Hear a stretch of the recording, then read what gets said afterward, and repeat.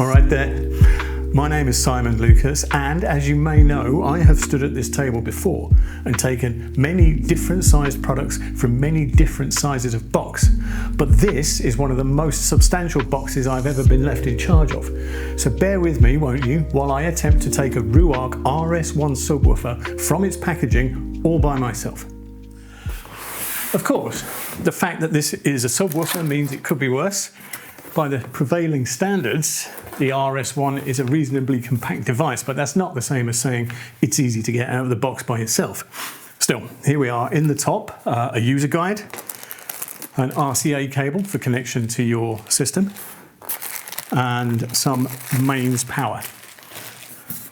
Quantity of polystyrene, of course, and the RS1 itself, which hopefully, yeah, there we go.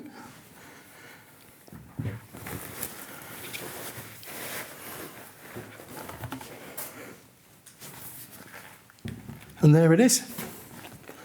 That's a Ruark RS1 subwoofer.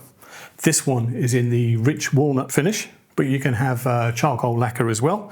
Either way, it's provided with a wraparound dark slate grille, and it's extremely tidily finished, as you can see.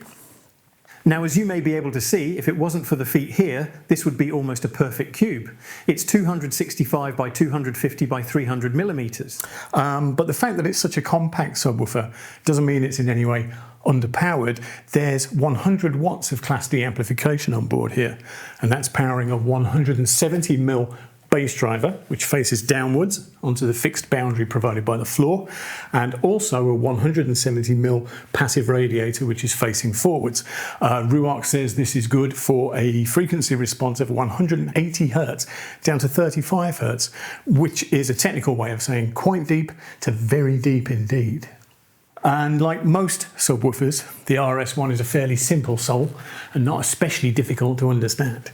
If we have a look at the rear panel here, you can see that there's input for mains power.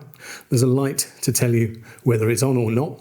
There's a phase switch between 0 degrees and 180 degrees, which helps you compensate for the position in the room in which you put it. There is a crossover control, because you can set the crossover here from 180 Hz down to 50 Hz, depending on the loudspeakers this is accompanying.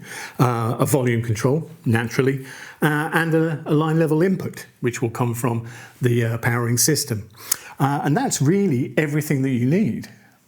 So this is a suite of inputs and connections that means the RS1 is ideal for use in any system at all you think would benefit from its low frequency presence. But the fact that it looks so good and is available in these finishes means that it's particularly good for use in the Ruark ecosystem. Either way, no matter the kind of system you introduce it to, what it will bring is robust, deep, well-controlled, and above all, punchy low frequency presence, which really is all anyone can ask for from a subwoofer, isn't it?